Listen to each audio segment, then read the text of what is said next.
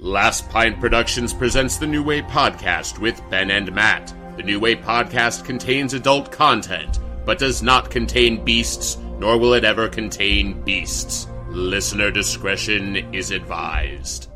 Lane, I've been going to this high school for 7.5 years. I'm no dummy. And hit the pace car! Hit the pace car! Hit the pace car!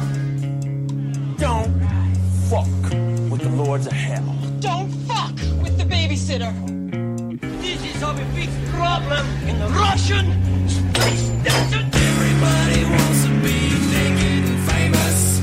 Everybody wants to be just like me and naked. Will you help teach me about this? What is it? A new way? Welcome once again to the New Way Podcast with Ben and Matt. I am Matt. I am Ben. And we are joined today by the illustrious member of the news community, Christopher Schenk. Say hi, Chris. Afternoon, gentlemen. I was actually kind of hoping that we would do some longer build-up. He's going to have a whole intro of probably about 3 minutes that's just it's like the opening to the newsroom, exactly. But it's with Chris. That's exactly what I was saying. And starring Will McAvoy as Chris Schenk. No. So we're going to go very meta. We should have really played it up like we were actually planning on having, who is it who plays Will McAvoy, Jeff Daniels. Jeff Daniels, yeah. Yeah. Like we were actually going to have Jeff Daniels on. It's actually Chris. But anyway, so Chris, introduce yourself. Explain what you do. What's going on in your world, What is Chris? your life like? Tell us about a day in the life of Chris Schenk. Well, I work in a television newsroom down in Miami, Florida, the ABC News affiliate. I'm the executive producer for the 11 o'clock news, which basically means I don't do a whole lot all day long. And you're creating fire with your hands right now, which is very audible. I'm going to warn you on that one right now, even over my booming voice. Thank you. Anyways, yeah, we were happy to have, like we said, we've been planning on having Chris in for a while, and of course, before we get started with Chris and getting into some of his stuff, of course, you can find all the stuff that we're up to at our website, lastpintprod.com. We are also on Twitter at lastpintprod, and then of course on Facebook.com/lastpint. So, or if you're really lazy and can't remember any of that, if you go to our website, lastpintprod.com, you will find buttons that will take you to Facebook, to Twitter. You have buttons that take you to places we've never even been before, and I hear they're magical. Offshore porn accounts. Is the topless beaches. Is the .com really necessary? It's kind of funny. I've always it could be a .org. You thought the whole http//www. But the funny thing is that one time I wanted to give shit to Matt because you were like www dot and you were putting that before the Facebook. Fuck you! But listen, there are certain websites that don't have a www. I work in the web. You didn't let me finish, man. Okay, I was saying I was going to give you a hard time for that, and then I realized I was like .com/ last pint prod upward slash hyphen. It's like the SNL skit where the company's gotten onto the .com bandwagon way too late, and their only address left is clownpenis.fart.org. So that's kind of, you can also find us at clownpenis.fart.org. It's a better website, I think. Excellent.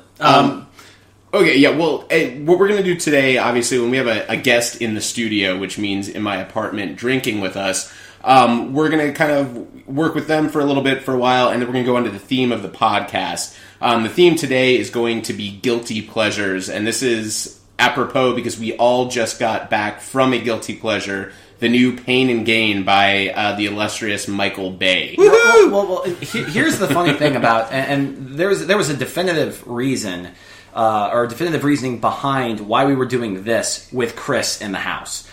Because I still remember before I even met Chris for the first time, Matt was like, oh, he loves those B movies, like the total Bay apologist, like the total, if you could just name off, what's the most entertaining you've been in a movie in the past, 3 or 4 years? The entertaining Bay movie? Any movie. He can only think in Bay. I can only think in Bay right now. It's on the brain. All right, what is we'll kind of get into that. I mean, yeah, what's the most fun you've had at a movie in the last decade? I'm not good at answering the questions about one thing. Name one movie. Just say Sex and the City, the movie, and we'll move on. Anything you like, really. Star Trek, the new Star Trek. Okay. Well, but we like Star Trek. Yeah, but this is a good film. This was supposed to go. It's a very good film. This was supposed to go a completely different direction, where Chris was supposed to say something really stupid, that was and bad, then he didn't, and then we make fun of it. Yeah, and now we can't make fun of him because he said something good. Way to go, Chris. This is bad radio. I have some mild movie tastes. No. We're actually we're just ribbing on Chris a little. What bit. is your favorite French film about a tire? Rubber. Okay, You haven't seen that movie. Ben I've seen watched it and then yelled at me for recommending it because he had forgotten that you recommended it. For those of you listening out there, this is on Netflix. It is a movie about a killer tire, an automobile tire. It's a French film. It's not really a French film. No. Oh, I think it's directed I've by never seen it. Frog. I mean, it might seem like a French New Wave film, considering the first 20 minutes is a tire rolling around in the desert after a car misses a bunch of chairs in the highway. Well, actually, and after people a crazy meta monologue on films in general, from the sheriff to the obviously audience. Of course. Why this wouldn't movie that is be? about nothing. Greek chorus, yes. Which is We by the way, we love the French. So any of you out there in France, okay. Well, one of us dislikes the French with a passion, and we apologize to the French people listening. my favorite director is French, so Well, he sucks. Michael Bay is not French. I am Michael Bay. Today we are going to blow up a baguette. that was not funny. That went over as the only time I have seen dead silence on our monitor ever. That was some racist Fuck shit. both of you. That wasn't racist. It's That not- was just bad. Fuck the French. Whatever. All right, so moving on. We're gonna talk to Chris here and grill him a little bit. We have some. The most fun that we can have on the podcast is making other people uncomfortable. Well, here's the thing. I actually have a question, and this will get stuff started just because I want you, Chris, to kind of explain who you are. Obviously, you're a good bit older than Matt, and so 7 years, yeah. 7 years. Good bit. I just mean you guys aren't 143 You guys aren't years older fraternal than me. twins, basically. But I want I to think know, that helps, actually. No. Well, here's the thing. So you were obviously a very large role model for Matt because you're that older brother growing up. It's scary, yeah. It's scary to think about, right?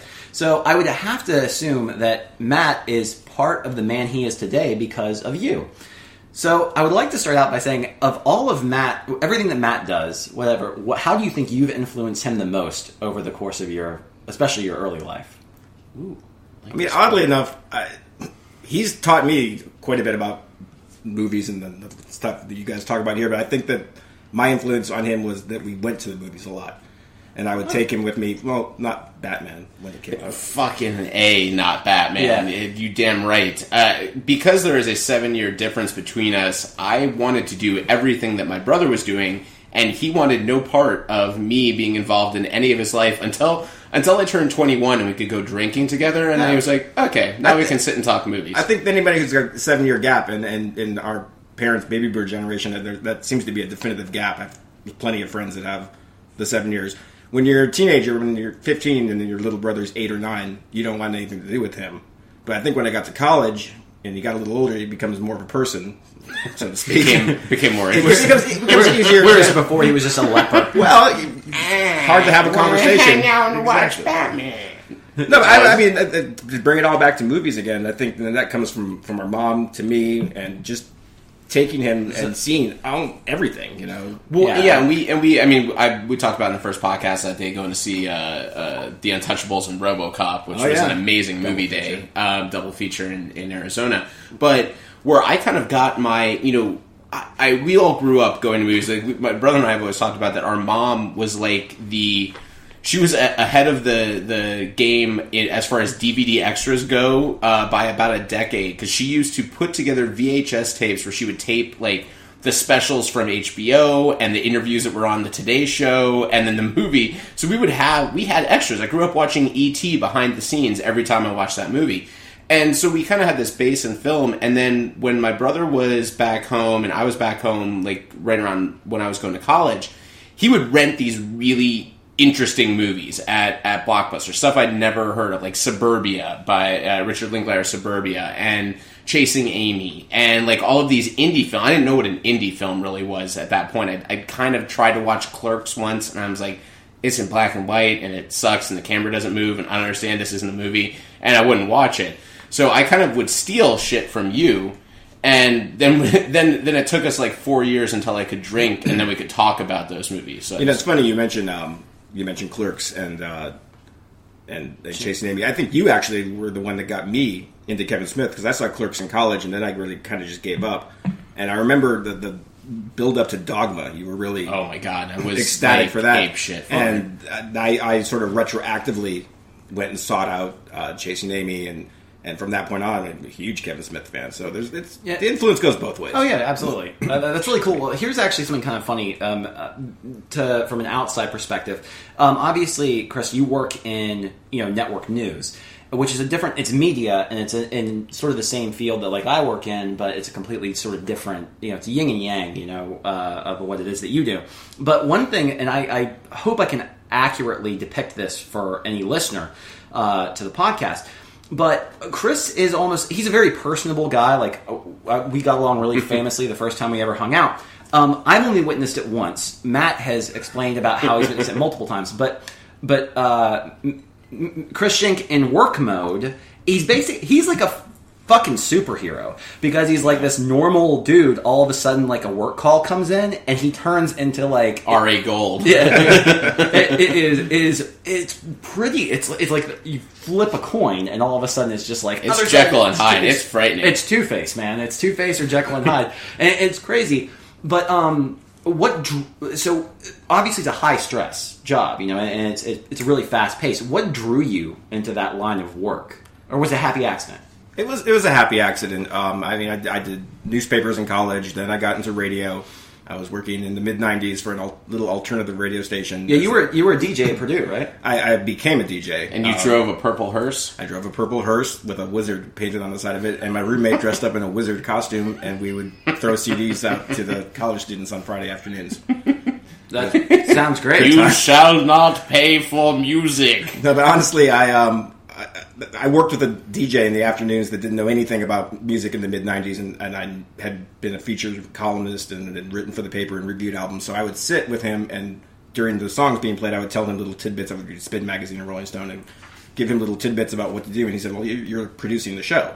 And I said, oh, that's interesting, producing. And then my dad got me into dinner with an anchor in West Palm, and he sort of told me how television worked, got me an internship, and I dug it. I like the it's not an office, It's when you go into a newsroom and every day, it's no holds barred. The language is horrible. The humor is dark. Anything goes. You can't offend anybody. I mean, the stuff that goes on in the pod that I work in would have anybody in HR in any kind of normal place 7 days a week. I understand. Well, that's actually really great. So, actually, if you could adequately describe to any listener, like. Obviously, the show The Newsroom is about to come back for its second season. Do you like the show, don't you? I do like The Newsroom. Yeah. To be fair, I work in local news, so it's not really network. It's a little bit different. You're not... Right. I know. I'm sure that there's... obviously, your stories are going to be... A lot of them are going to be locally based. What's Emily Mortimer like?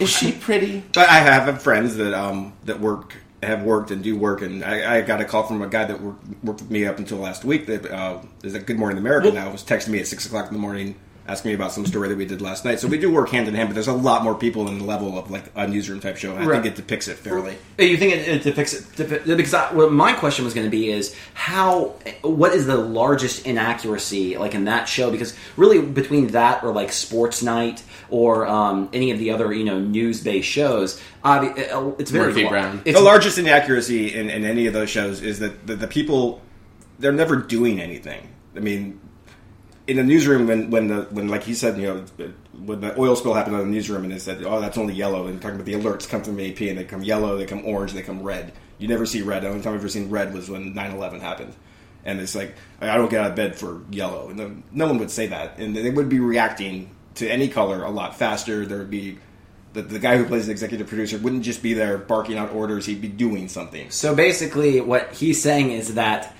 real life news is even more dramatic. That's right. Than the HBO show. It's more frenetic. There you go. And I always thought, putting the camera in a newsroom would make decent reality TV, and they've tried it a few times, but aside from putting it on HBO, and then again, people sanitize themselves when there's a camera. you're not going to get a true depiction of what. No, and I saw that. I'll go occasionally down to my brother's to the station and watch him produce a newscast. And it seems almost every time I come down there's some sort of awful breaking news. The last time it was like a drive-by at a funeral. Yeah. And what's fascinating, like being there as a third party, and what Chris is saying is that there's a definite emotional detachment to what is going on, because this is a job. This newscast has to go on air. We have to talk about this story because it's huge. So there's literally just how many bodies? Get me the number of bodies. You told me it was 4 before, now they're saying 5. We think it's 5. There might be a kid. We don't care. Tell us how many bodies. We need the number because we're going up. And there's just a total, it's like they're talking, about, they delivered 1 less case of beer for the event, and now we're fucked because we don't have enough beer for the thing. You're sort of detached. Total emotional detachment. I would never be so self-absorbed as to compare it. I will compare it to an emergency room when the stuff is happening at the moment. Like when the Boston bombings, and they had the doctors on from that, and they're talking about cutting people's legs off and the horrible things that they have to do. You have a moment afterwards when you go home and you sit down, and it's why after work a lot of times, especially after big stories, I don't want to go out, with friends, especially not with work friends. I'm just going to go home, text a few people that I know on my phone, have a couple drinks, and decompress, because in the moment you're just doing what you have to do. Yeah. Trying to be accurate, and it's difficult. And the stories. I mean, I was in the newsroom as the Boston bombings happened. In fact, we got on the air faster than the network did, just because we were we didn't know exactly what was happening, but we saw these crazy pictures and people with horrific injuries. You know what's funny is actually this is a cool question to kind of ask you. Ask me in advance. I'm gonna ask you some questions now. My ass hurts on this couch. I gotta say, I am just sitting on a really. We are, by the way, 3 large men compressed onto one couch right now. Oh, you guys have armrests. That's why I keep doing this with my hands. That sounds like a lyric from a country song. We're just 3 big men sitting on a lonely couch. That's a metaphor about my wife. With my scotch, and now I'm lonely and thinking of you. Anyways, here's the thing: when the Boston bombings happened, I was in the PA room, and the guy who does our voiceover work was in the voiceover room. Walked out and he said, "Hey, I just got a text alert that there was a bombing that happened in Boston." No, with that type of remember, even with 9/11, that was my freshman year of college, and when 9/11 happened. There was such a slow trickle of information where it was when we were first let out of class because of what was happening, I didn't know what the hell was going on. I had no idea. I thought a commercial plane accidentally flew into a building. So here's the thing. Everyone did. With that type of connectivity and with what's happened as far as that whole boom and everybody mobile and just so much, because I'm assuming there's a lot more information out there, but there's probably also a lot more bad information as well. So how has that affected your work? What's new about that? It's hard. It makes it harder. In fact, we were sitting in a conference room. We have a meeting at 2:45, 2:30 every afternoon to discuss what we're going to do in the afternoon in the 11 o'clock news. One of my reporters was on his phone. He's watching his Twitter feed, and he's like, "Wow, these pictures from this explosion in Boston are crazy." I'm like, "What are you talking about?" He said the marathon. I thought he said Marathon, Florida. I'm like, "Well, we need to go to the Keys." He's like, "No, Boston, the Boston Marathon." So we first left, and we learned 99.9% of what we learned doesn't even come from AP, because AP has to go through a whole confirmation process before they put something out. It's Twitter, and it's the Wild West. We don't really even have a policy, because we try to make policies on how to deal with Facebook and deal with Twitter and the information coming through, and it changes so fast every day that we can't. We try, we look for tweets that are reconfirmed or retweeted by ABC News or retweeted by CNN and try to consider that. Yesterday they found a piece of landing gear that came from one of the 9/11 planes. And that came through Twitter pictures of this piece of metal. And the one that we went with was the one that was retweeted by ABC News. You're covering your ass, because you can say, well, if it turns out not to be the picture, well, ABC put it out there. And we're just, and that doesn't make it any better. We try not to, we try to confirm independently. National stories are more difficult than local stories. And the rule is, you need 2 sources to confirm it. But can Facebook be a source? Can Twitter be a source? It's evolving. Yeah, I imagine it gets really crazy, and that's the thing, is because I still remember when Michael Jackson died. I was all of that stuff as everyone started tweeting about it. I'm like, there's no fucking way that Michael Jackson just died, and Michael Jackson died. When? you know who fuck's sake! I thought that was an Onion article. He was a genius. You know who broke that story? and that legitimized them to this day is TMZ. They broke it 5 hours ahead of any mainstream news outlet, and the reason that they do that is that they pay. And networks will say they don't pay; they do the other things we don't, and local news pay. Period. But TMZ pays orderlies, they pay cops, security guards, all this kind of stuff. There are a bunch of $100 handshakes and that sort of thing. Well, and I know that you like me. Right. You're a big TMZ. I am reader. now. I wasn't before that. What is your? Because maybe they're kind of like now that the bridge between the tabloid and the news, because they're usually right on there. Like, what's your opinion? They're always right. They're always right. They really are. I don't like this. They're snarky. I could do with a little less, but I read their stories solely for the information, and then I can go source it out and read through the bullshit that they're filtering it through. But at brass tacks, what they're saying is legit. I've yet to see anything that they've reported be wrong. Well, I mean that. Okay. Well, and to lighten a little bit, we're gonna kind of get into some of your questions here, and then we'll get into our guilty pleasures. But to kind of show you what can happen when Chris sort of unleashes the inner news producer in him and sheds this doughy, happy facade that he's giving you right now. What is the meanest way you've used your position as an executive news producer for ABC News Miami to benefit yourself? I don't to benefit myself to make it sound like I taking something. No, this is not like a bribe. This is more. I don't know if you know who you're dealing with here, but I'm an executive producer for ABC News, and if you fuck me over, you're going to be blah, blah, blah, blah, blah, blah. I typically, I don't get like that with people outside of it. It's more with people in the newsroom that aren't doing what I want or aren't doing it the way that I want. And it's more of a shaming process. I mean, I'll make a writer read that back to me. Read it back to me in English. Yeah. Do you like roll it up and hit them on the nose with it? No. I have mellowed a lot. I mean, 12 years ago, 1998, when I started in Miami at the ABC station, I mean, we used to kick trash cans full of paper. I broke phones. I broke countless phones. I threw a phone against the mailboxes in the control room, and then broke the phone and the mailboxes. Nice. And that got me into a lot of trouble. How about this? Well, here's the funny thing is because obviously I've met you since I've known, I've known you since I've known Matt.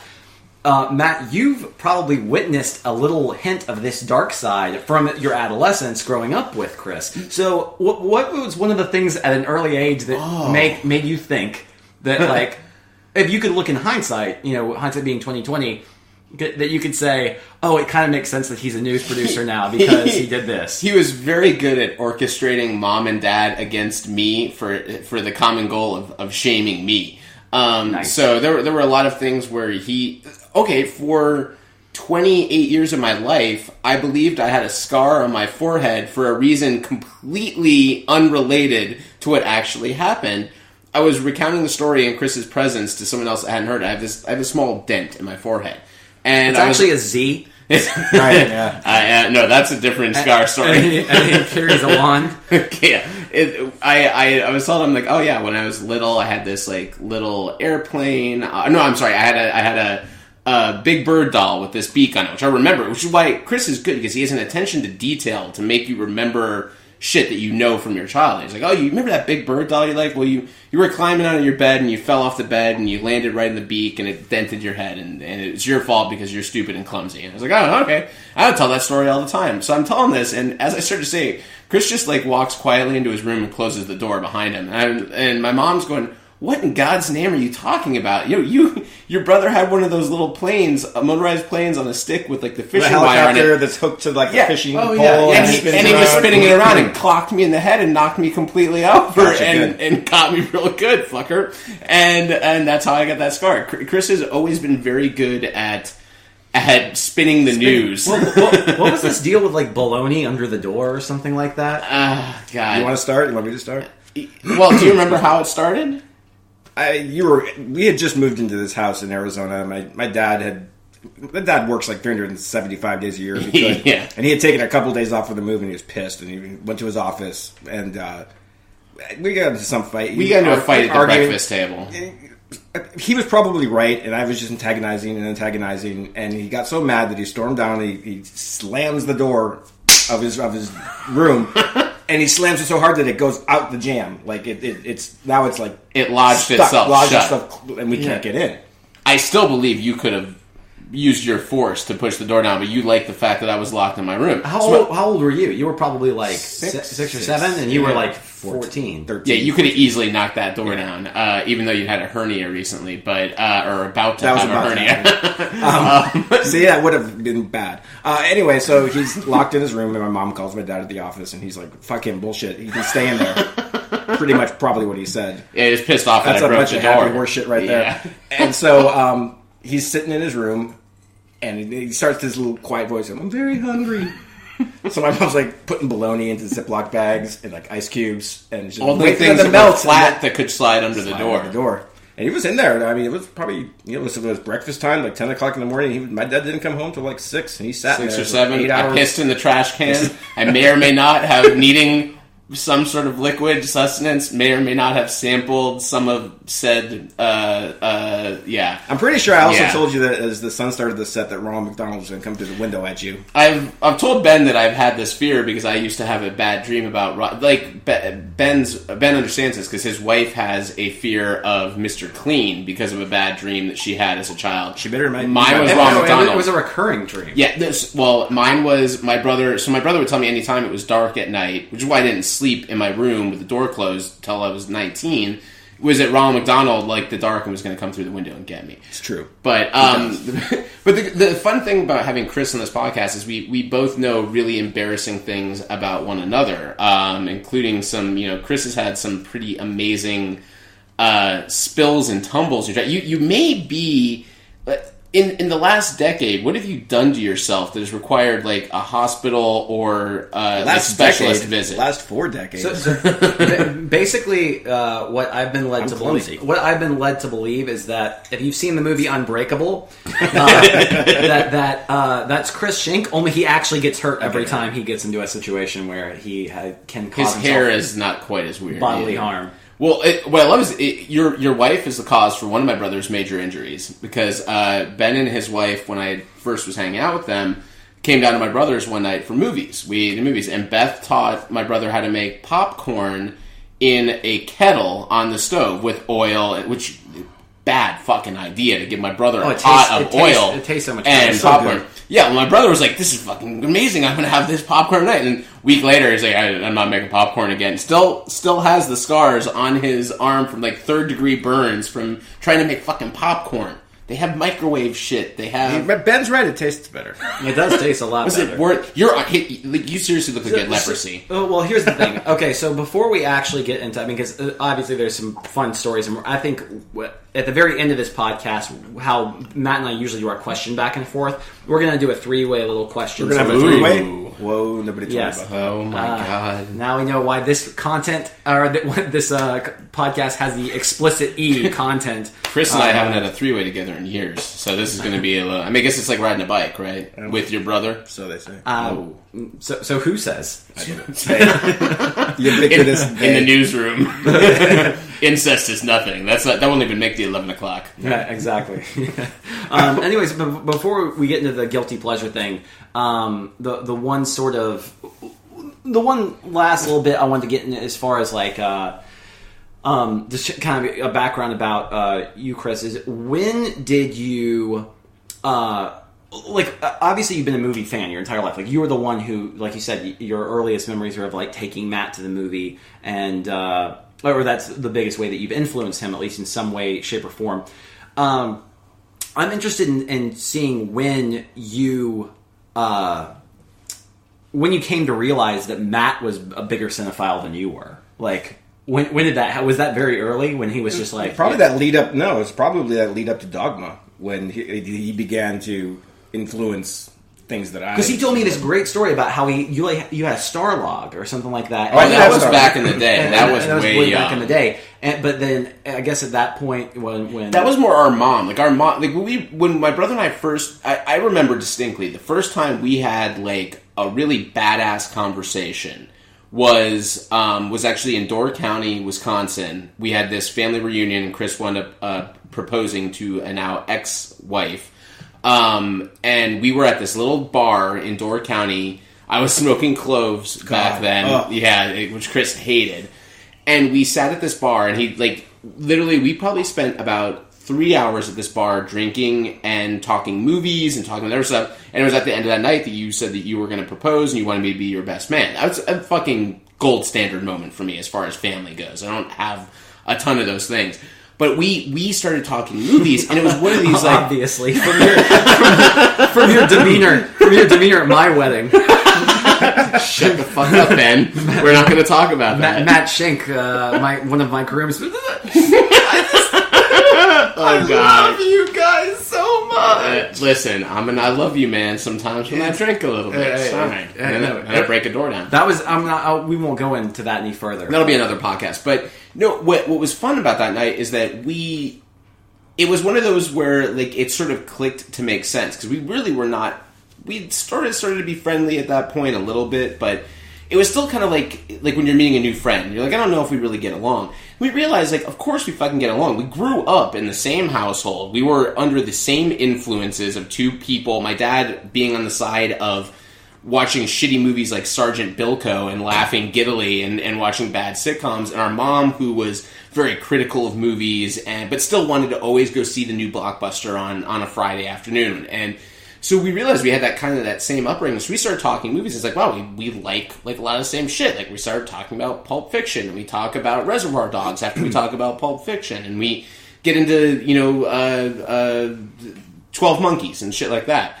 So that was when I like kind of opened up to him. That I was like, he doesn't underestimate or undersell this. I was obsessed with Kevin Smith. Like I have binders in my room still right now with the original Dogma script in it, with Mallrats trading cards. I was fascinated that a person that had no skill behind a camera could make a movie based entirely on writing and dialogue and characters. That's why you'll always notice that I'm more attuned to what's going on with the character in a movie and what's going on with the dialogue than I am with how it looks. I think it looks pretty, or I think it looks nice, or I think there's interesting visual shit, but mine's more based on, I love this idea that you can write a script, like a play, and you can produce that, and you can make something compelling to watch, even if it's not visually whatever. Well, I think that's also like what got me watershed moments for me in movies was Slacker, was Pulp Fiction, was these guys that grew up like I did, watching the movies that I watched that were actually out there doing this stuff. And you talk about Starlog, and I've always been interested in the how of it's done. It's why I like the web now, and that's why I read those magazines. It's kind of why I got into news, because I was amazed about how it happened. How do these people put this stuff on? How does it, the behind the scenes kind of got me into radio and got me into newspapers and got me there. That's awesome. Cool. Well, here's the thing, to kind of seg that into, what we were talking about as guilty pleasure movies, because obviously Chris has a very distinct, I would say, I guess the best way to describe it would be, you have a particular taste or particular love for some movies that we might not consider high art, but he's apologetic. He's apologetic. Well, Michael Bay apologist. Well, it's not even Michael Bay. No, because you like good movies. It's not like you're just like some guy out there that's like, oh yeah, there's this great new movie that I want to go see where these people are blowing things up. No. It's not like, and I wasn't implying that. It's like Phil Hendry. That's amazing. But whereas I would walk out of a movie that I didn't like recently, Oblivion. God damn, this couch is uncomfortable. Sorry, for fuck. It's okay. And then that's your own fault, man. It's your couch. I don't.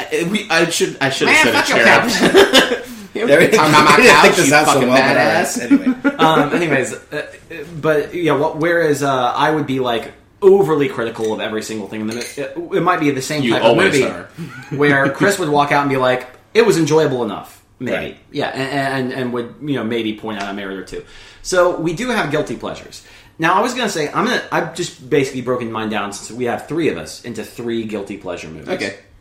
Now, by the way, I'm gonna make a bet right now. I'm gonna bet Ben $1 that Ben's guilty pleasure movies are like what most other people would have as art house films on their list. No, I'm not gonna go there. My guilty pleasure is La Jetée. You might know it as the basis for 12 There's Monkeys. one of my three might classify, but it is as cheesy as a B movie can get. But I'll get there in a second. So, I mean, because a lot of people still like the movie because of nostalgia, though, not because of the actual quality of the film. Okay. So, anyways, I want to know, Chris, first, like, what if you had to name, like, have you thought about some guilty pleasure movies that you like? That's why I keep looking at my phone. I'm not actually looking at email. I have a list. No, okay, cool. Nice. Well, I was going to say, could you maybe find your top three, put those top three aside, because that's what we'll talk about in a second. What are the other ones that are listed on your guilty pleasure list? Because I'm interested in what your guilty pleasures are, actually. I'm going to go with Less Than Zero. Ooh. You know what? That's actually really good because it's a great book and an awful Great movie. book, but I like that movie. You know, and part of it has to do with I saw that movie with my best friend in high school right before he moved from Arizona, and it was a good night. Robert Downey, I thought it was good. I didn't know shit about movies when I was a sophomore in high school. But I mean, I own the thing. I bought it for $9 at Best Buy, and stop looking at my list. No, I'm not. I really can't. My eyesight Ben is not hates good. spoilers, so that's fine. So I got Less Than Zero down here. You want another one? Yeah, I was just gonna say name off a few of them, but save your top three because then we're gonna get into. I didn't the really top. list them as in any order. I was just gonna say if there are three on there that really stick out to you. Like what's if you had to take your top three, Matt, what would your number three be basically? What's funny is since I always over prepare, I only threw two on my list, and I'm trying to kind of rack my brain for what number three was. But I'll put one of these on here. I know which one I usually choose as my number one. This is probably 2 or 3, but it's Adventures in Babysitting, which I almost was going to use on the Chick Flicks episode. I didn't because I felt that it wasn't necessarily a chick Actually, flick. why don't we just reprint our entire list from last week? I didn't put Adventures in Babysitting on that list. It didn't make it. Oh, I know that's what you're saying. Yeah. Oh, yeah. Last week was a lot of guilty pleasures. Yes. Yeah. I definitely we hinted at it last week. There are certain movies that I watched as a kid that, and you know what? Fuck that. I will say that Adventures in Babysitting holds up for a couple of reasons. One, it's a kids movie where the most iconic line is "Don't fuck with the babysitter." They drop an F-bomb in a Chris Columbus written and directed movie. This is the man that went on to make Harry Potter, where, they can say bollocks and wicked and shag. Did they say shag in the movie? Probably. Ron ever asked Hermione to shag him? Rotten. Yeah. When Austin Powers walks in. Absolutely not. Just Snape, I want to get shagged today, Mr. Potter. I don't know why he'd be having that conversation. That was on the outtakes. Okay, alright, no, listen. Here's the deal. There's a reason why that popped in my head, because Ben's wife last night sent me maybe the filthiest text message I have ever gotten in my entire life. Wow. 2 of them. She sent me Potter fan fiction porn. And I'm just gonna, for those of you Just that so you know, before you got into that could have gone so many wonderful directions. I was just waiting for Ben's face as he's like, okay, so he's talking about my wife said things last night. I was drunk. I don't remember what happened. Oh God, what happened? But no, for those of you, I'm not going to get graphic on this. It'll be graphic enough when I say these 2 things if you're a Potter fan. But it is a Potter romantic erotic fan fiction involving Dobby and Hagrid.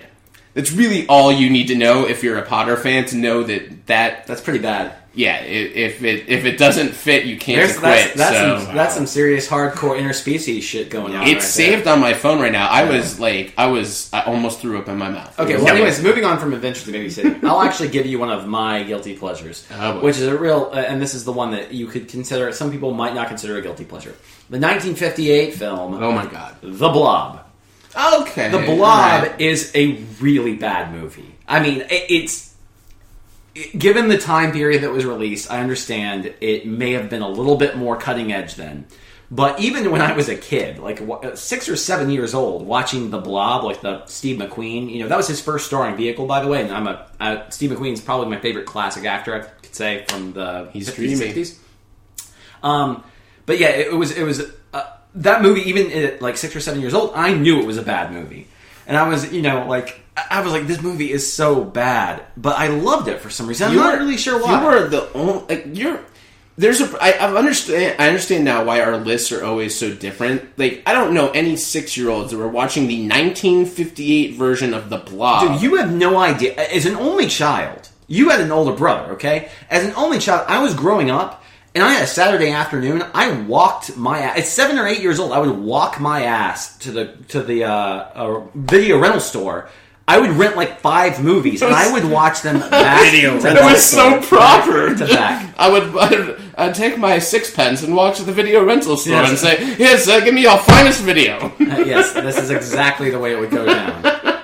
Oh, The Blob from 1958. I hope it's better than the recent remake. I am not lying that the people at our video store knew me by first and last name and gave me free rentals at times just because I rented so many movies. I rented a shit ton of movies, but I rented stuff like Daryl and the Explorers. I rented what normal children rent. Once I got through that stuff, I graduated to stuff like The Blob. You like no kids watch black and white except for like the first half of not Wizard of Wizard of Oz. It brings up when we were living outside of San Francisco. I must have been 8 years old, and you were like 1 or 2.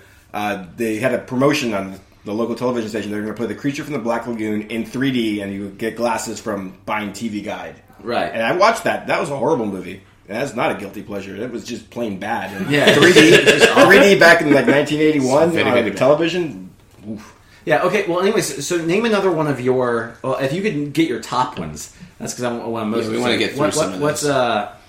Oh, I'm sorry. I looked on your Okay. list. I see a really good one on Days there. of Thunder. Yes. okay. That was going to segue nicely into Michael Bay.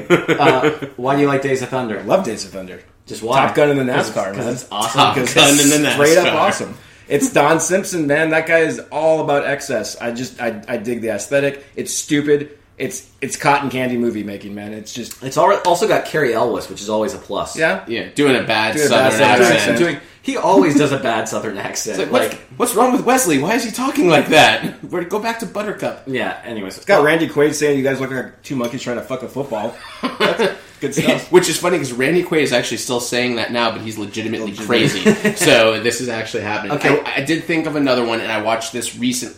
Bring it up. This is how much I like it. I bought a Blu-ray of a special edition DVD that I already owned because it had a different commentary track on it, and that's Willow. Willow was George Lucas and Ron Howard making an attempt to do The Hobbit because George Lucas wanted to make a Hobbit movie back in 1988 and couldn't get the rights. So instead, he made Willow, which is about a little person fighting with Which a is guy. about a hobbit. Yeah, it's about a hobbit that's fighting with Aragorn, played by Val Kilmer as Mad Mardigan. First of all, it's technically a pretty fucking amazing movie for 1988, even though the effects are dated now. I remember as a They're kid... not even that dated, though. They No, still look like, better than there's some of this shit amazing CGI shit. Like, I remember that I watched that with Chris in the theaters when I was little. We had gone to see Howard the Duck the year before, which was where I loved Howard the Duck as a child. I thought Stop it was spoiling fantastic. my guilty pleasure. Dude, it had duck boobs in that movie. Like, it was amazing. Duck boobs, duck condoms. just wins everything. But yeah, we went to go see Howard the Duck, and then this is how much I've sort of progressed. After seeing Howard the Duck, I was like, I have got to see what this gentleman does next. And I was just excited to see another. And I knew that Ron Howard had done Cocoon, which I was also a big fan of, that Chris and I had gone to see. So I was like, I love old people aliens, and I love duck aliens. I want to see George Lucas and Ron Howard make The Hobbit. Sweet. Well, I actually have one that I also, funny like you did, left off of my list last week. Just because I wasn't sure if I wanted to qualify as a chick flick, even though it is a chick flick. Is it as romantic as Braveheart? No. What was that sound? You got so dreamy about it. I don't know what's going on here. Anyways, Old 24 jokes. the movie, the movie that I am going to list off as my second guilty pleasure is the 1996 film, or 1998, 1998 film For Love of the Game, directed by Sam Raimi. Yeah. Now, first off, if you've listened to the previous podcast, you know that I'm a Kevin Costner fan. We love the costume. I'm a Costner apologist.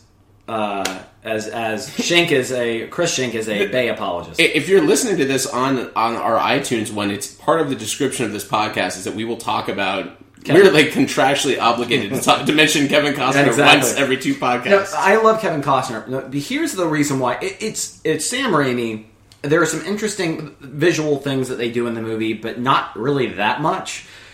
And it's very by the numbers, and it's really, the performances are pretty bad. Even Costner is like not really 100%. Isn't it Robin Wright in that one? No.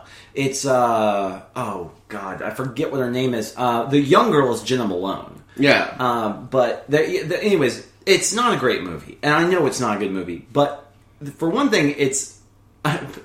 And it's a baseball movie with Kevin Costner in it, obviously. So he's got that going for it. Every 3 are. Because I like that. But the thing is first off, it's the way that the story is told, the way that the story is constructed, I think is really kind of fun. And doing the whole perfect game thing in the last game of a career or whatever. Spoiler. Anyway. But the...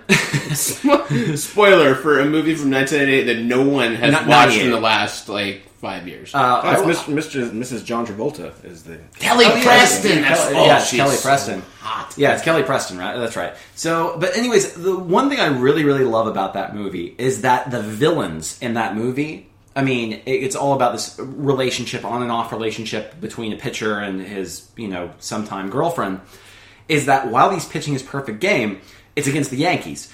And every other joke in the movie, it's not a jokey full movie, but every other joke is about how shitty the Yankees are. And how, or not how bad they are as a team, but how they're just bad people. And how the people who are their fans are bad people. So I still remember watching that, even as in high school, when I had completely dismissed Major League Baseball and completely gone away from it, I just fucking loved the fact, because I hated the Yankees more than anybody else, that the movie actually just went ahead and they were like, no, we're going to get the rights. We're going to get the rights to use the Major League Baseball team, because I think he played for the Angels. Yeah. We're going to get the rights to play, and then we're going to use those rights to make fun of the Yankees for 2 hours, which is what they did, which is pretty awesome. But anyways, it's an enjoyable movie. It's a good flick. So last one, maybe? Well, let's get it. Well, we want to get into Chris's kind of top 3 here, and by the way, I think Days of Thunder probably was number 1. Oh wow, really? That's your number 1 guilty? I'll throw two ads. You guys can figure out. Pet Sematary and Event Horizon, the horror movies. Oh, I like these. I like these choices. Here's the thing: Pet Sematary, I don't think is really a guilty pleasure for me, because it actually has. It's a bad movie. It's not great. Who directed? Was it Mary Harron that directed that? Yeah, you're right. There's some parts in that movie that are pretty well done. It's the story is unsettling. Narratively, it has its bleh, but it's kind of like a made. Chris is right. It's like a made for TV almost. It feels like it wasn't meant to be released theatrically. That kid was still pretty creepy. Gage. Yeah, any kid make any kid a dead kid is creepy. That's easy. But that was before dead kids were in every horror movie. True. But there were still dead. When dead kids showed up, you were like, oh, some shit's going down. There's a dead kid in my room. Right. And plus you have okay, I will say there's one great thing that makes that totally a guilty pleasure because it's a bad movie, and that is the amazing Fred Gwynne as the next door neighbor, which they have aped in South Park. They've made it his own character. Like, well, back in my day, the milkman come to your door, bring you your milk because you're too lazy to go to the store to get it. And it's like the most ridiculous, nuanced character. It's such a... I like that. Well, here's the funny thing, and the other one that you said was... Event Horizon. Event Horizon, which I fucking hate. You hate it. I dig that movie. I don't know why. It's definitely guilty pleasure. I don't know why I like it. The reason why I was so angry at Event Horizon is because I knew in the lead up to that movie, because of course I was this big geeky guy with reading Cinescape and stuff like that, is that Paul Anderson, who directed the movie, had this thing. Paul W.S. Anderson. Yes, respect. That Paul Anderson. That man is banging Mila Jovovich, so show him some respect. I will always show him some respect. Because he also directed Resident Evil, which won't show up on Guilty Pleasures because I like, and I don't think it's a bad movie. Ooh. But anyways... Ben likes something after 1958. Wow. Chris, you better put that on the news tonight. This just in, Ben Wilson has seen a movie in the last 10 years that he enjoyed. Prince Palm remembers. You guys are assholes.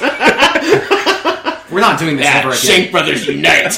Yeah, exactly. How's it feel, bitch? But anyways, I lost my train.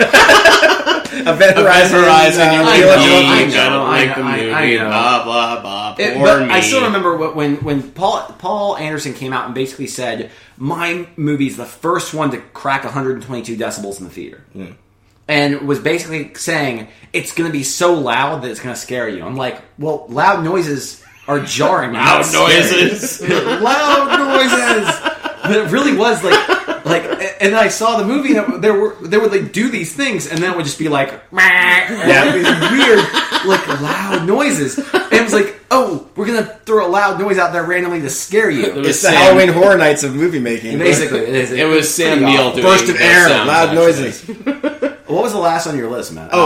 This is my number one is always Con Air. I think Con Air is a movie so ridiculous that it works in every single possible way. There is no one in Con Air that is not in on the joke and getting a great fat paycheck. I will never. Here's the thing: I will never argue with you. But the reason why I don't consider Con Air a guilty pleasure is because you can tell they are in on the joke. That movie is very examinatory. It's a ridiculous movie.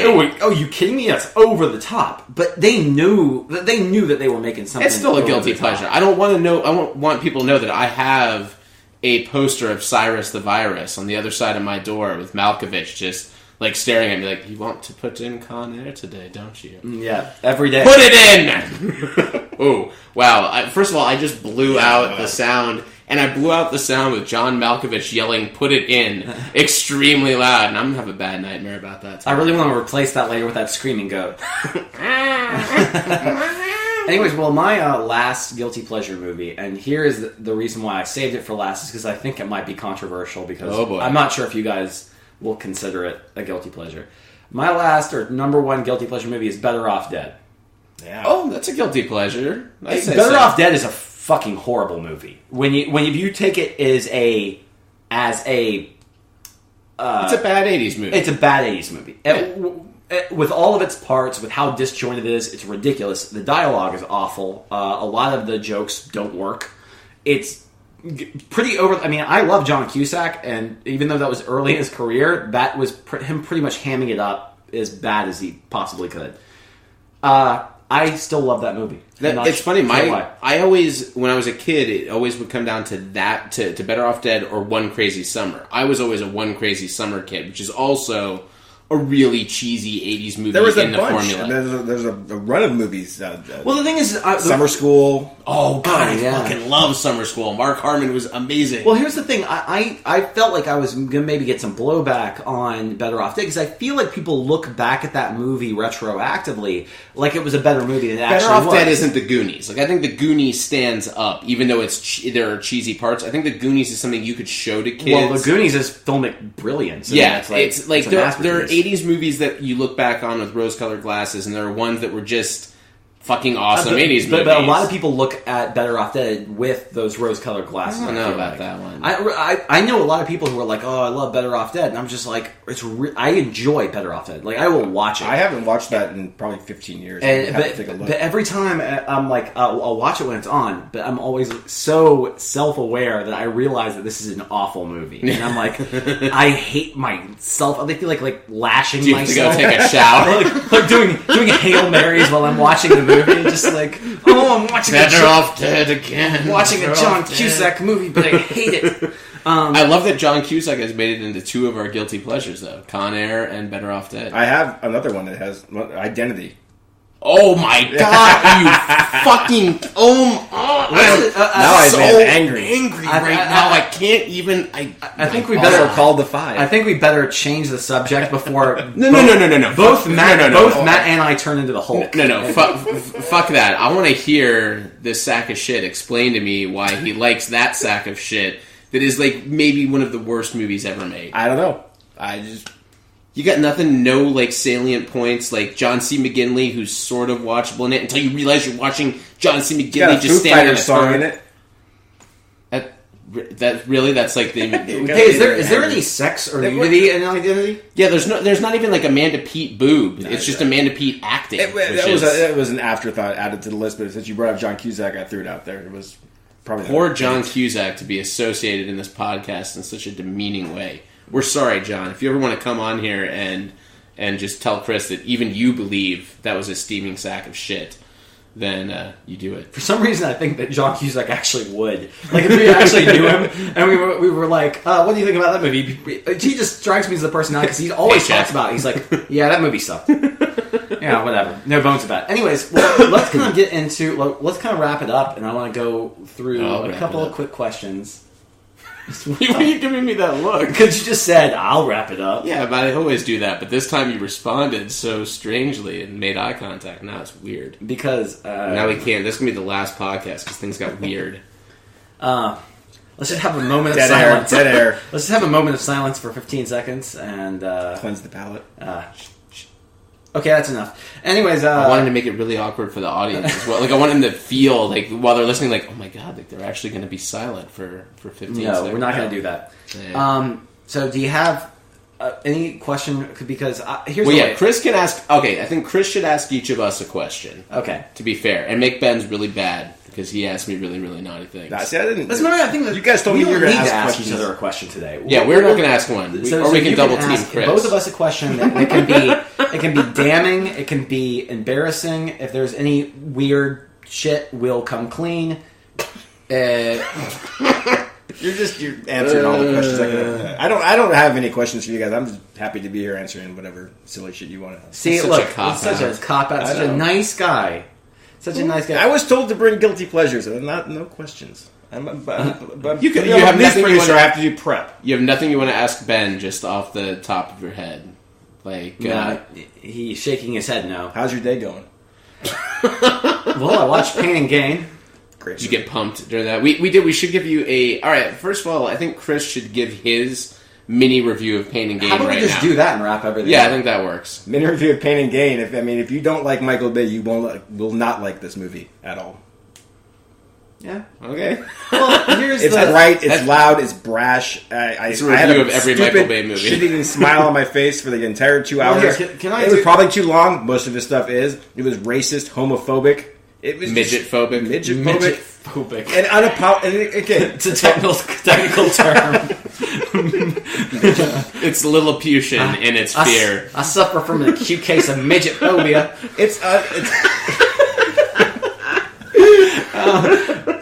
Anyway, it's unapologetic, brash, balls out. He's gotten to a point by making the big robot movies that he can do anything he wants, and that just proves it. Okay, well, here's what I have to say. I don't like Michael Bay. He doesn't like you. Yeah, well, I'm sure he doesn't. If Michael Bay was producing this podcast, there'd be a lot more ass and a lot more explosions. Yeah. Straight. Well, anyways, here's the slow thing. motion. I can give this. There are certain Michael Bay movies I like. I like The Rock because it's ridiculous. I like Bad Boys because it's ridiculous. I would say this would probably be right up there with the two of those for the same reasons that it's ridiculous and kind of unapologetically so. And the nice part is there's no confusing crap of like Transformers flying in different directions where you have no idea what you're looking at and with no sense of what he almost stops the camera a couple of points. Yeah, really. I was thinking about that when I was watching it. It's most. The coolest thing, though, I can say about it, though, at least, is that even though it's disjointed and still a fucking mess of a movie, the performances are pretty much across the board are fantastic, and The Rock is fucking awesome. The Rock is really well cast, and it's not perfectly like cast. Who would have thought of casting Anthony Mackie in that role, which I think is actually a really interesting choice. Sure. Of well, Anthony Mackie's actually probably, I hate to say this, but of all of those actors, beyond Tony Shalhoub, Anthony Mackie's probably the best actor. I completely agree. That's why I'm amazed that someone out there, Bay had to have courted him. No, Anthony Mackie is doing well enough, and he doesn't need to have a huge paycheck movie, which this isn't really a paycheck movie because they shot it so cheap.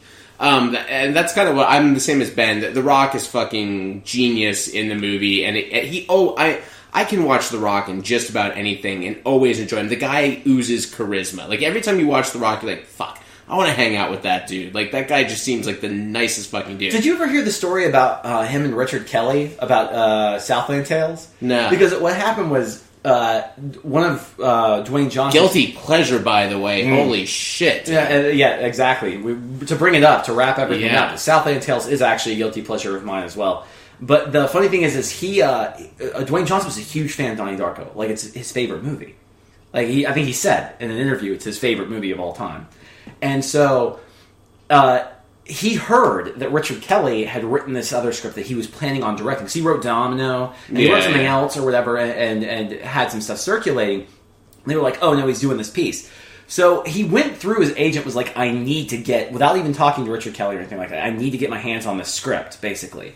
And then basically stalked Richard Kelly until he gave him the job to be in the movie. It's a frightening person to be stalked by. Exactly. But that's what he was saying. He was like, because Richard Kelly, they had their first meeting about it. He's like, I'm in. I want to do it. I'll do it for free or whatever. And he was like, I don't see you in this role. It's not what I'm looking for. And he was like, motherfucker, I will make you.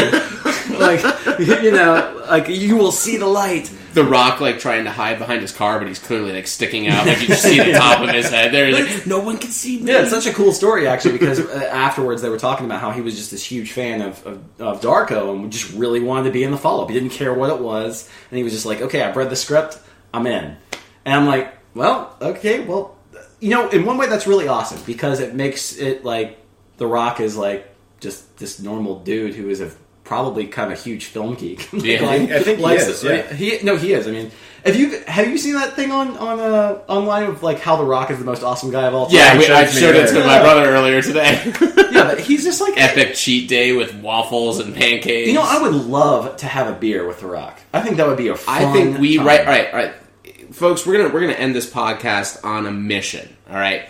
Right now, we are throwing down the gauntlet. Our mission, for anyone listening out there, and we're in South Florida, we have some UM connections. There are some ways. I've got some Canadian football connections. Yeah, we want 5 minutes with The Rock. That's all we want. We want someone to find us a way to get him on the phone for us to talk to him for 5 minutes. If he wants to come have a beer, even better. But we will settle. Right now, the mission is that we want The Rock on the New Way in some capacity. So if you know anyone, if you smell what The Rock is cooking... He doesn't like to be called The Rock anymore, No, so that's not a good way to get him on the show. No. He likes to be called The Rock in the context of the WWE stuff. That's it, though. When he's in acting mode, he wants to be Dwayne Johnson. Well, I called him Dwayne Johnson. I didn't call him The Rock. I called him The Rock. The Rock is cooking. Well, fuck, that's how I met the man. For God's sake. Anyways, well, apparently that's our new mission. All right, so we want Dwayne Johnson, a.k.a. The Rock... a.k.a. the wrestler formerly known as The Rock and not Stone Cold Steve Austin. That would be scary. Anyways, well, thanks again for tuning in and for listening along, and we thank you, Chris. Let's give Chris a small round of applause. Yeah, thanks for having me, guys. This was a lot of fun. Well, we teased you with the story earlier. We're going to hold that story because we plan to have Chris up here again.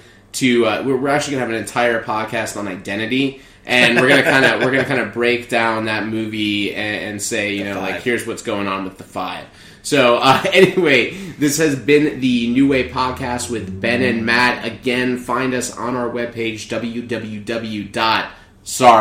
God damn it. Find us on our webpage, Last Pint Prod. Thank you. What? Where?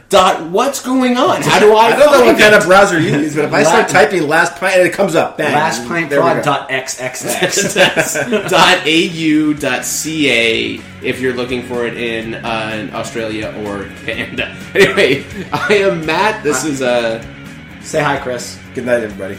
I'm Ben. Cheers. Have a nice day. Cheers.